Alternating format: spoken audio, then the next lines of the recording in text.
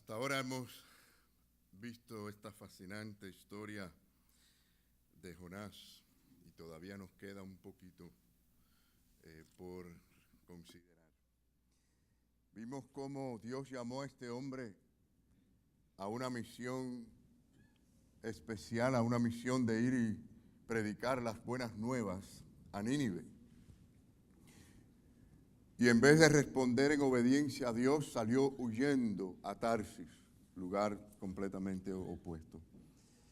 Pero también vimos que la historia más bien se trata acerca de Dios, del Padre que nos ama, del Dios que tiene misericordia, del Dios que nunca nos abandona y que su mano soberana está detrás de sus hijos. Porque guió todos los acontecimientos alrededor de Jonás para que se cumpliera la perfecta voluntad y propósito de Dios. Bueno, ya ustedes saben la historia, la hemos estado dando todas estas semanas. Vinieron los vientos, aquella tormenta, se reveló que el problema era Jonás, se lanzó a Jonás al mar, hubo un avivamiento espiritual y temor de Dios entre los marineros, algo que nos fascinó ver en esta historia. Y luego vemos cómo Dios obra con Jonás, tragándoselo por medio de un gran pez, y allí en el vientre de ese gran pez Jonás es llamado una vez más al arrepentimiento y Jonás allí tiene un avivamiento espiritual. Y luego viene la otra parte del avivamiento espiritual en Nínive. Así que comenzamos hoy en el punto número 5, que es la ira rencorosa de Jonás y la piedad de Dios. Y nos vamos a Jonás capítulo 4, ¿verdad? Si ustedes tienen sus Biblias pueden también buscar y seguir en el capítulo 4 de Jonás. En el versículo 2 dice, por eso me apresuré a huir a Tarsis porque sabía yo que tú eres Dios clemente y piadoso y tardo en enojarte y de grande misericordia y que te arrepientes del mal. Es increíble oír esta expresión que es tan buena y tan positiva en cuanto a la misericordia de Dios y decirlo de una manera negativa, como enojados porque Dios es misericordioso.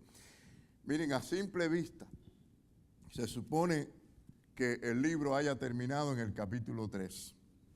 Es decir, que de allí terminamos porque ya terminó con los avivamientos espirituales, ¿no? Tanto en el barco, en aquel crucero con los marineros que tuvieron temor de Dios, hombres que ni conocían mucho de Dios.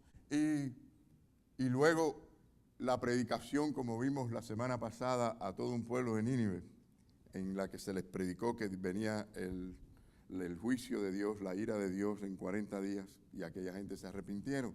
Vimos todo esto, y viendo todas estas cosas, nos quedamos fascinados y decimos, bueno, ya aquí terminó el capítulo, terminó la historia, ¿qué es lo que falta?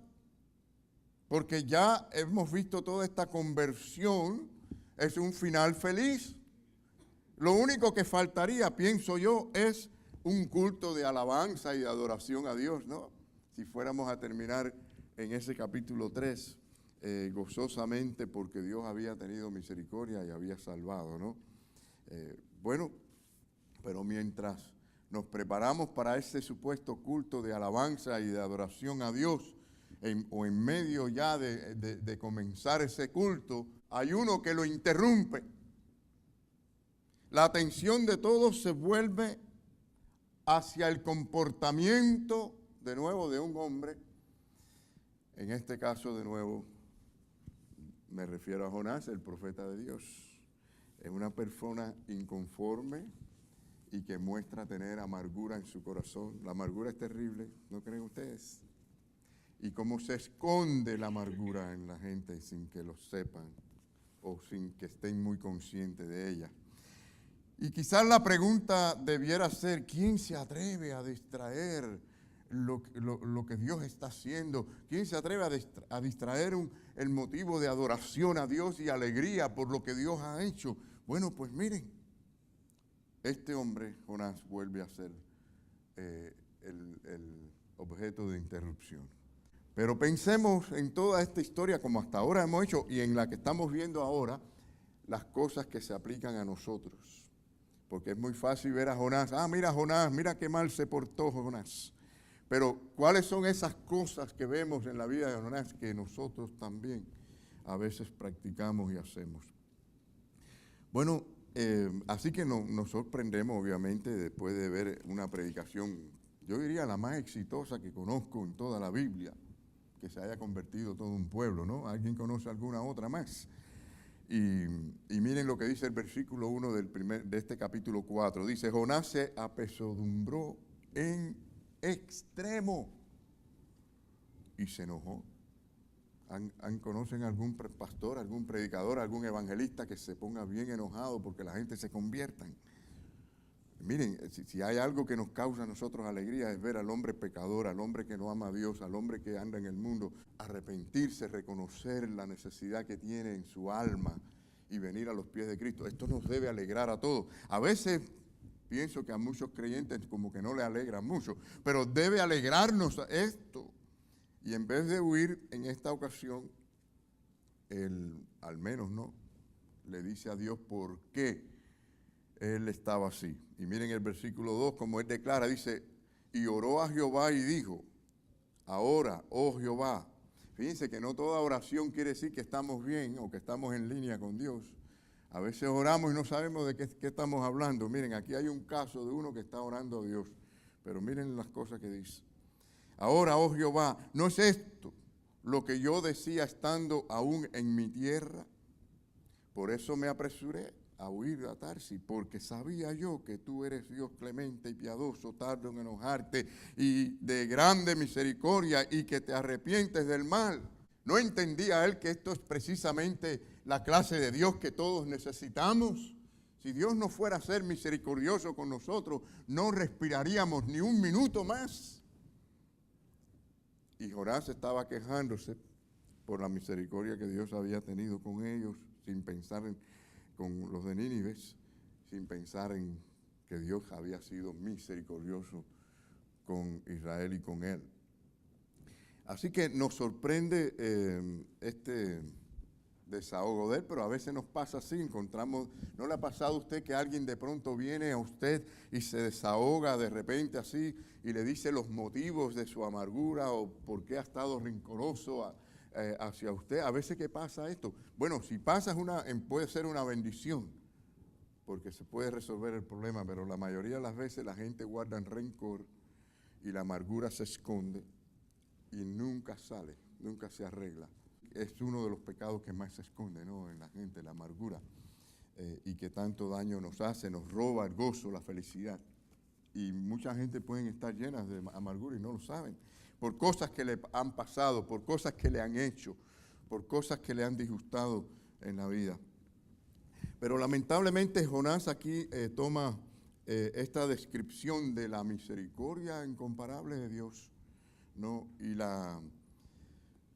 la convierte en una queja, así que imagínense ustedes. Vamos a ver la diferencia, porque él cita aquí el pasaje que Moisés oyó del mismo Dios hacia él en Éxodo 34:6, pero hay un tono alegre, hay un tono de decir un gloria a Dios cuando se dice allí en Éxodo 34:6 estas mismas verdades, a como él las dice aquí en Jonás capítulo 4, versículo 2. Dice el pasaje, literalmente dice, Jehová, Jehová, fuerte, misericordioso y piadoso, tardo para la ira y grande en misericordia y verdad. Pero ahora lo que salen son estas mismas palabras, pero con amargura. Hay otro tono. Dice, sabía yo que tú eres Dios clemente y piadoso y tardo en enojarte y de grande misericordia y que te arrepientes del mal, y por eso estoy bien enojado. Porque él lo que quería era la muerte y la destrucción de toda esa gente de Nínive que tanto daño le había hecho a Israel por muchos años. Bueno, de eso hablamos al principio, sobre la historia, todo el trasfondo histórico y todo lo que había ocurrido, ¿no? Pero Jonás no estaba de acuerdo con Jehová Dios. Ese era el asunto.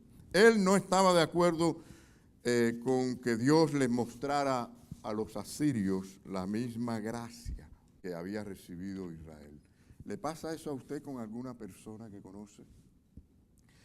¿Cuán triste el contraste entre el sentimiento de Dios por el arrepentimiento de Nínive hacia él y el sentimiento de Jonás por ver que Dios se arrepiente de destruir a Nínive porque se arrepiente?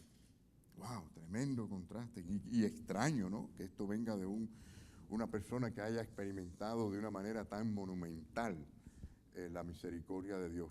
Ninguno de nosotros hemos tenido una experiencia tan extraordinaria así, en esa forma, ¿no? Pero haber sido tragado por un gran pez en el mar, en un momento que uno se está ahogando y luego verse dentro del vientre apretado, oscuro, de ácido, que le quema toda la piel de un gran pez, y verse ahí clamando y clamando a Dios por 3 días en oración, y yo me consagro. Así se ponen la gente cuando se aprieta el zapato, dicen, no, y le piden a Dios y le prometen a Dios, y ahora sí voy a ser consagrado, y ahora sí, y ahora sí, y ahora sí. Y después de haber experimentado todo esto, y que salió y predicó, y ver la evidencia de un Dios que puede salvar a un pueblo, venir con esta forma de verdad que nos deja boca abierta, ¿no? A usted no le ha pasado esto al leer la historia, nos deja boca abierta. Y entonces, hermanos, vemos aquí, bueno, es que este es un mundo donde la gente se desprecian prácticamente por cualquier cosa, ¿no es así? La gente se desprecian, por la naturaleza pecaminosa, es muy fácil y automático esto, la gente se desprecian por cualquier motivo, ya sabemos, colores de la piel, ¿no? Por los países, la gente se desprecia por los países, por las religiones. Bueno, y hablando de países, también por regiones de países y los barrios, de un barrio a otro. No lo ha visto usted, no lo han visto, no lo han experimentado, es tremendo eso. La gente por partidos políticos se odian, se desprecian. La gente por el asunto del éxito material, por niveles de cultura o de economía, se odian y se desprecian por quizás la genealogía, las carreras que han estudiado. Y miren, hermano, ¿y qué me dicen del deporte? La gente se matan unos a otros, se odian porque por la cuestión de cuál del equipo a favor están ellos. Es decir, es algo tremendo. La gente se puede despreciar por cualquier motivo. Y bueno, vemos la sutileza de la actitud de Jonás. Es decir, todos podemos tener y tenemos prejuicios a veces personales que obran en nuestros corazones sin que lo percibamos, ¿no? O por lo menos no le hacemos mucho caso. Bueno, hasta que alguien nos viene y nos enseña, nos indica. Esa es la parte que nos molesta a veces, que alguien nos haga ver la verdad. Pero es mucho más fácil distraernos tratando de identificar los prejuicios de otros o las faltas de otros que escuchar a alguien identificar los nuestros. Pero bueno, ojalá que la palabra de Dios nos haga ver los nuestros, ¿no? Porque esa es la idea, ¿no? Por ejemplo, un pastor de una iglesia hispana en Estados Unidos fácilmente identificó los prejuicios de algunas iglesias norteamericanas de su denominación. Y él decía lo siguiente, escuchen, en mi región, si un pastor planta una iglesia nueva entre los norteamericanos, recibe cierta cantidad de dinero por apoyo. Si planta una iglesia entre una de las minorías étnicas, recibe menos. Cuando las iglesias de las minorías étnicas necesitan ayuda y les dan ayuda, raras veces regalan lo nuevo, muchas veces se contentan por regalar lo usado, lo restante, lo manchado, lo quebrado y lo inútil. Claro que esto no es cierto en todas las iglesias, algunas en el caso de esta experiencia, pero que causan molestia, causan amarguras y todas estas cosas. Dice, algunas iglesias norteamericanas organizan grandes y costosos viajes de misiones a otros países, encabezados por gente que no conoce ni la lengua ni la cultura de la gente a quien visitan. Y eso pasa. Ni se les ocurre invitar a pastores de su misma ciudad que ministran día y noche a los mismos grupos étnicos que van a evangelizar, por lo que gastan en un norteamericano por un viaje de solamente una semana se puede haber apoyado todos los gastos de una familia entera pastoral nativa de ese lugar por 4 meses.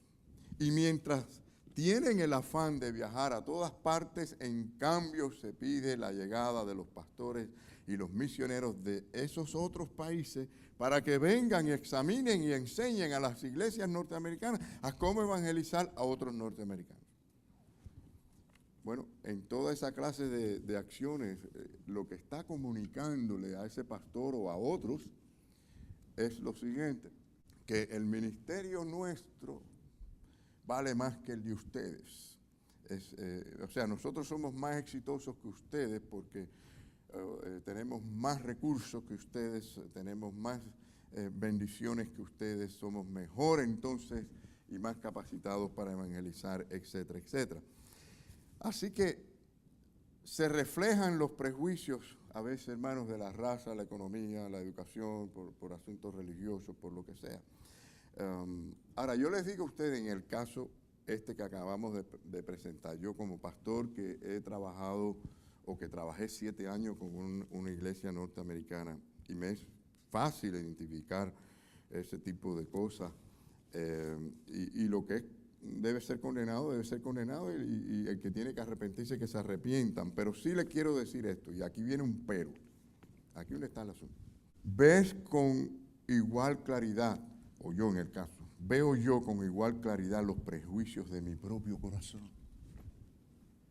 Es fácil identificar lo que hay en otros, ¿no? Pero, ¿y los míos?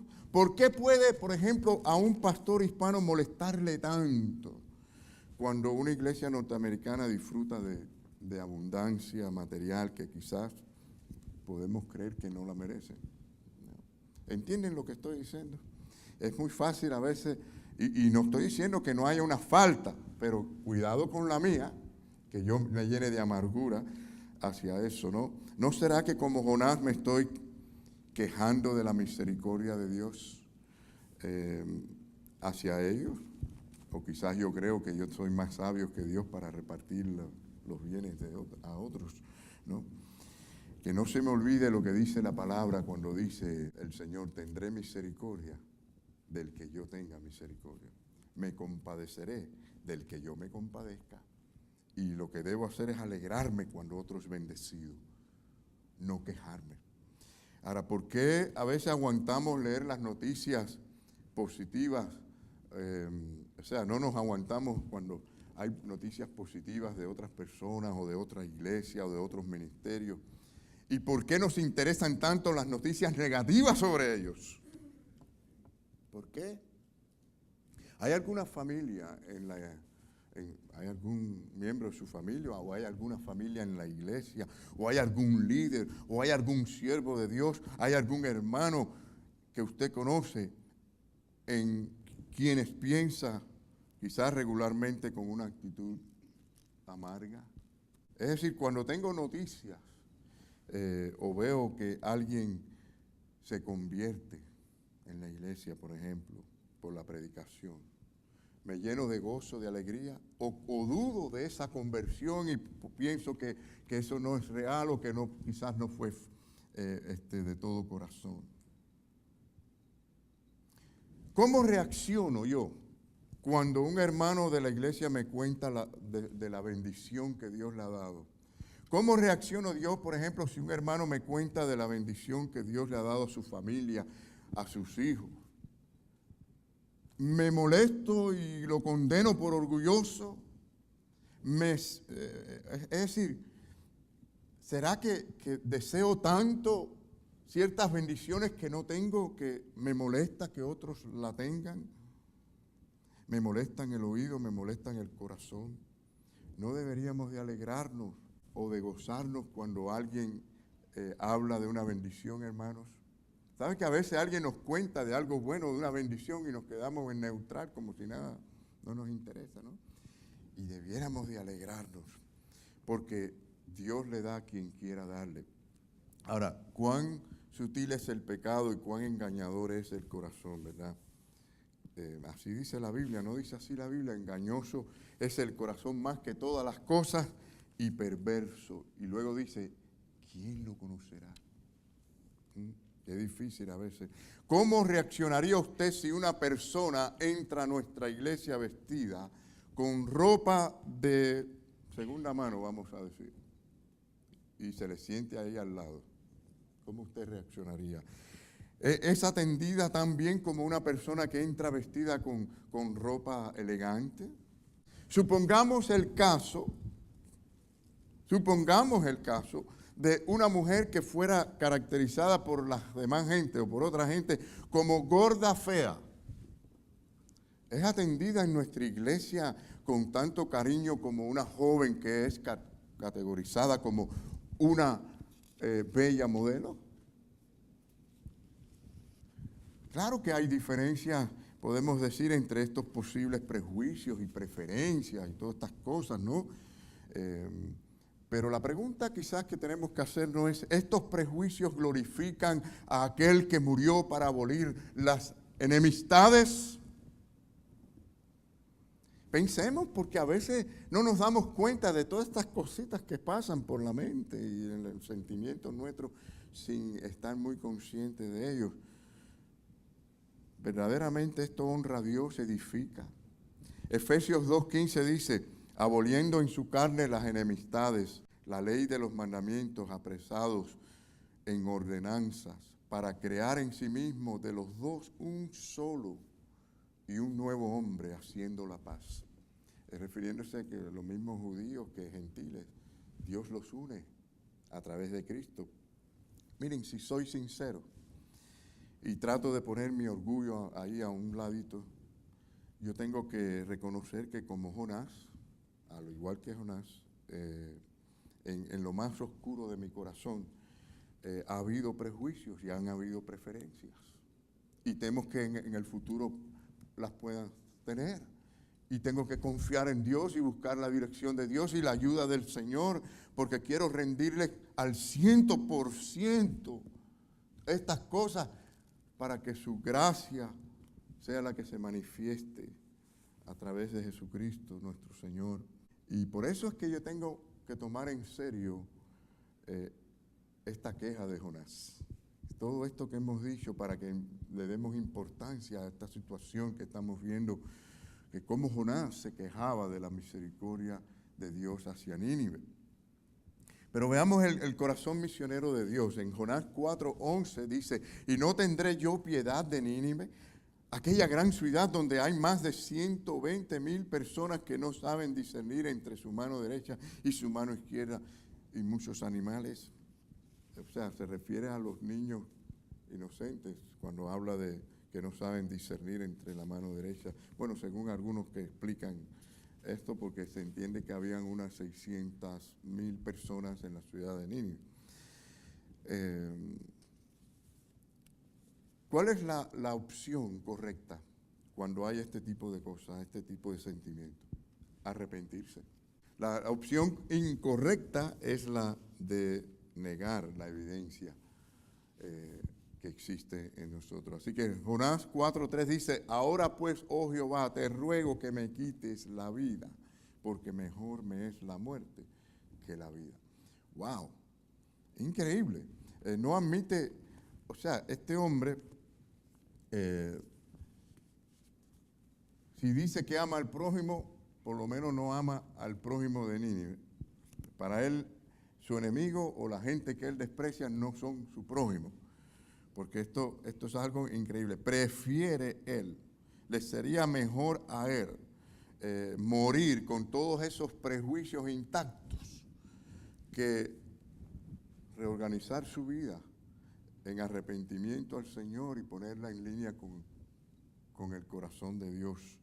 En Jonás 4:4, Fíjense que Dios le hace una pregunta muy sabia en el versículo 4. Le dice, ¿haces tú bien en enojarte tanto? Qué bueno es nuestro Dios que aún así no lo aplasta y no lo destruye. Y con ese mismo amor con que le dijo a Pedro, Pedro, ¿me amas? Le dijo a Jonás, ¿haces tú bien en enojarte tanto? Pero como estaba ciego, no entendía, Dios tenía que hacerle ver. Como de una manera increíble se lo puso delante. A veces las cosas vienen en la vida, hermanos, y las pruebas y las dificultades para Dios abrir nuestro corazón y nuestra mente para que nosotros podamos verle a Él y entender su mensaje. Porque no es oír con estos oídos, esto es oír con estos oídos y es oír con el corazón. En Jonás 4:5 dice, y salió Jonás de la ciudad y acampó hacia el oriente de la ciudad y se hizo una enramada y se sentó debajo de ella a la sombra hasta ver qué acontecería en la ciudad.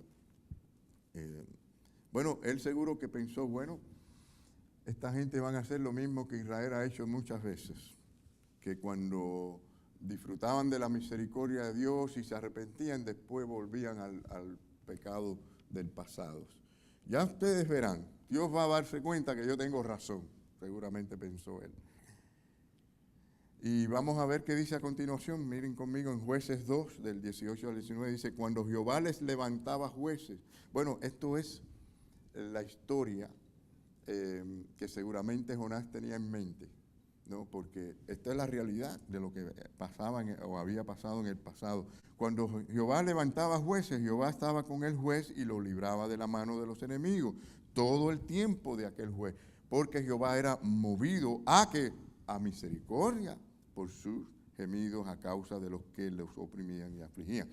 Mas acontecía que al morir el juez, ellos volvían atrás y se corrompían más que sus padres, siguiendo a dioses ajenos para servirles, inclinándose delante de ellos y no se apartaban de sus obras ni de su obstinado camino.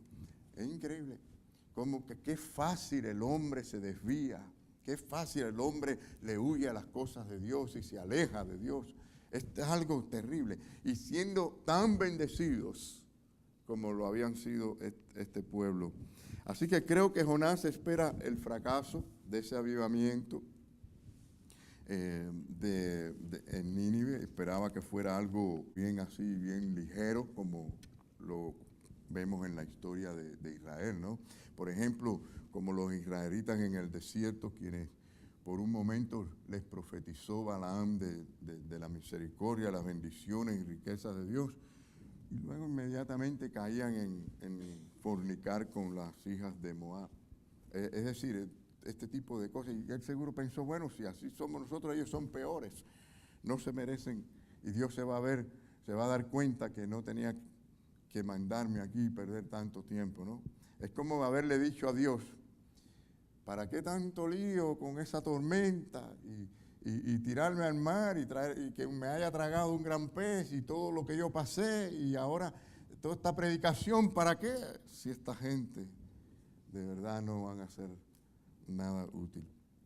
Entonces, bueno, vemos ahí el testimonio de un corazón amargado, de uno que parece que quiere disfrutar más bien la caída de Nínive que la salvación de ellos. Hermanos, nunca se nos ha ocurrido la misma clase de pensamientos a nosotros. Tal vez hay una persona por la que usted siente amargura o quizás en competencia con esa persona. Tal vez hay un compañero en la escuela o en el trabajo que recibe un reconocimiento. Y cuando recibe ese reconocimiento, usted mira y dice, eso es porque de verdad no saben lo que hace. No lo merece como ellos se creen. Y en esos momentos lo que hacemos es apartarnos en silencio como Jonás hizo. Y en vez de celebrar con ellos la misericordia, nosotros empezamos a elaborar esos prejuicios en nuestros corazones. Y quisiéramos que de alguna manera algo ocurriera que justificara esos prejuicios. Y por eso a veces pasa como le pasó a Jonás, que se sentó a ver lo que iba a pasar, esperando algo negativo, ¿no? Es de aún más escandaloso cuando estas cosas ocurren en la iglesia. Por ejemplo, una pareja o alguien inconforme que como Jonás se separa de la iglesia en silencio, como hemos visto nosotros que ha ocurrido. Pero no se separa para estar pendiente de la oración por los hermanos o la dificultad que haya sido, sino para estar pendiente de los chismes y las malas noticias que le llegan. Como para querer alegrarse de que algo ocurra bien terrible para decir, se los dije, yo sabía.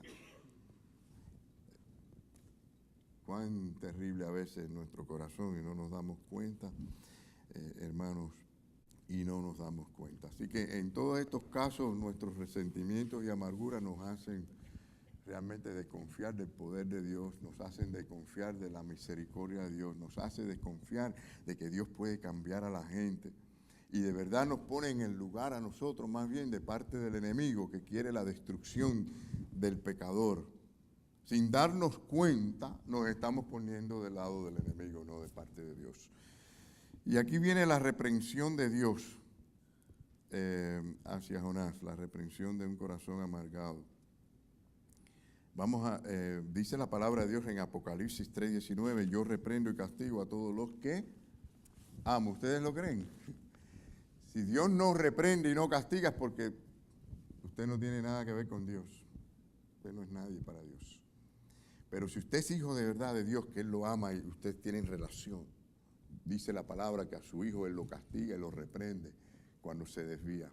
Yo me preocuparía más si la reprensión de Dios no cae sobre mí y yo vivo la vida como yo la quiero vivir, porque eso es una indicación de que Dios no está conmigo y yo no estoy con Él.